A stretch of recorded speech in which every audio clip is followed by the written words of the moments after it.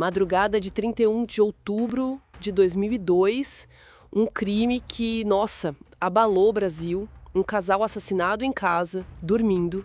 E o mais chocante, né? A pessoa por trás de tudo, a própria filha. Exato. Hoje a gente vai mergulhar fundo nesse caso, o caso Richthofen. Vamos analisar o que as fontes mais recentes, de 2024, e também as mais antigas, como laudos, nos dizem. Isso, tem entrevistas novas, a reconstituição detalhada.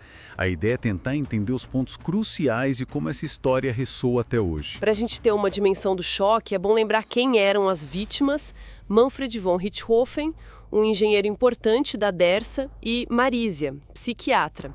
Uma família, assim, bem estabelecida. Classe alta, né? Tinham os filhos, Suzane e Andreas. No começo, uma relação de irmãos até que normal, pelo que consta. E aí entra outra família, a do namorado da Suzane, Daniel Cravinhos. Pois é, um contraste bem grande. A família Cravinhos tinha uma origem mais simples. O pai, Astrogildo, teve uns problemas na justiça, mas depois se formou em direito. E os filhos? O Daniel e o Christian. O Daniel era o namorado, né? Tinha habilidade com o aeromodelismo, foi assim que ele e a Suzane se aproximaram, inclusive ensinando o Andreas. Já o Christian, irmão dele, era visto como, mais complicado. E o namoro da Suzane com o Daniel não foi bem aceito pelos Richthofen, certo? De jeito nenhum. A desaprovação era forte. A diferença social, o fato do Daniel usar maconha. Isso incomodava muito Manfred e a Marísia. Eles bateram de frente mesmo. E essa tensão foi crescendo, né? Não foi algo que ficou só em casa. Não, escalou rápido. As fontes falam em proibição do namoro, brigas feias. Chegaram a chamar a polícia militar algumas vezes por causa das discussões entre o Manfred e o Daniel. Nossa! E a Suzane, para conseguir encontrar o Daniel, começou a mentir para os pais, a sair escondida. Essa coisa da dissimulação, sabe?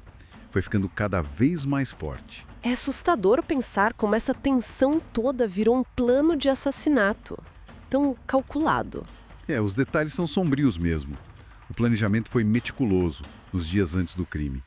A Suzane, segundo as investigações e confissões, desligou o alarme, câmeras... E a arma? Por que barras de ferro? Para não fazer barulho.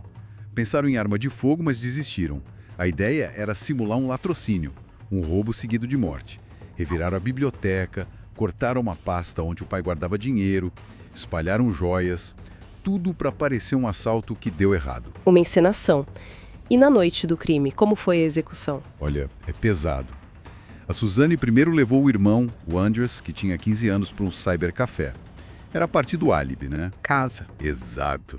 Depois ela encontrou o Daniel e o Christian, abriu a porta da mansão para eles, enquanto os irmãos Cravinhos subiam para atacar o Manfred e a Marísia no quarto. Ela ficou embaixo, na biblioteca, continuando a simulação do roubo. Isso, segundo o que foi apurado.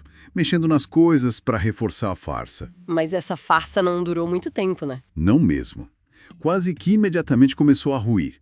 O comportamento da Suzane e do Daniel na cena do crime, depois na delegacia, muito estranho. A calma deles. Li sobre isso. Exato. Uma calma que não condizia com a situação. Trocaram beijos, fizeram perguntas muito técnicas sobre a investigação. Os policiais desconfiaram logo. E a perícia ajudou a desmontar a história. Totalmente. A perícia foi crucial. Só alguns cômodos revirados, e justamente os que tinham valor. Eles sabiam onde procurar. E detalhes como aquela jarra de água sem copo no quarto, coisas que um ladrão comum não faria ou notaria. E teve a moto, né, que o Christian comprou. Ah, sim. Esse foi o golpe final. O Christian comprou uma moto potente, pagou à vista, em dólares, poucos dias depois do crime. A polícia perguntou a origem do dinheiro, ele não conseguiu explicar. Aí não teve jeito, a confissão veio. O julgamento, em 2006, parou o país. E as versões dele se contradiziam completamente. Muito. A Suzane tentou dizer que foi manipulada, que estava muito maconhada. O Daniel já acusou ela de ser a mentora. Chegou a alegar que ela sofria abusos do pai. Algo que o Andrés, o irmão, negou veementemente no tribunal. Exatamente. O depoimento do Andrés foi fortíssimo. Ele negou os abusos, diz que foi coagido pela irmã a escrever um bilhete perdoando ela logo depois do crime e falou que tinha medo da Suzane. E as penas foram duras. Pesadíssimas. Suzane e Daniel pegaram quase 40 anos de prisão. Christian um pouco menos, mas perto disso também. E a Suzane, claro, foi considerada indigna pela justiça. Perdeu o direito à herança. Uma herança considerável, né? Cerca de 11 milhões na época. Sim. E agora, mais de 20 anos depois, as fontes mais recentes mostram caminhos bem diferentes para cada um. O que se sabe do Daniel Cravinhos hoje? Olha, numa entrevista de 2024, ele fala de uma culpa colossal. Diz que vai ser pai, trabalha com customização de motos, chegou a escrever uma carta para o Andrés pedindo perdão, mas não teve resposta. E ele ainda se vê como manipulado pela Suzane. Ele diz que não mais, e que se encontrasse com ela hoje, sairia correndo.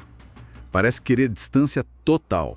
E a Suzane? A Suzane está em regime aberto desde 2023. Mudou-se de cidade, casou com um médico, teve um filho recentemente chamado Felipe, mudou até o sobrenome, agora assina Magnani Muniz e voltou a estudar, faz direito agora. Uma vida nova, quase anônima. Impressionante. E o Andrés? Ele parece ser a maior vítima viva dessa história toda. Sem dúvida nenhuma.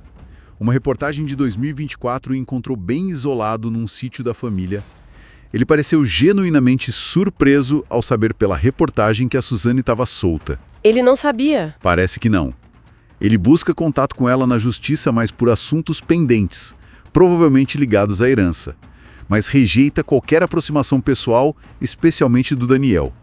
Ele disse algo como: "Não vou servir chazinho para os caras." Dá pra se cheirar mágoa, né? Muita. Ele descreve a dor de falar sobre o caso como uma facada no peito.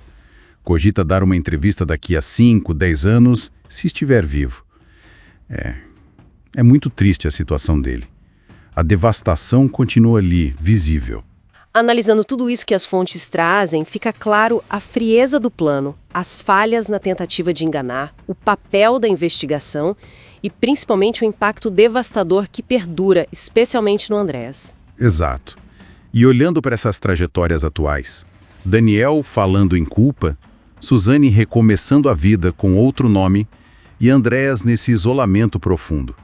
Fica uma pergunta no ar, né? Qual? Com base no que a gente vê nessas fontes recentes, existe alguma chance real de algum tipo de entendimento, de fechamento para eles?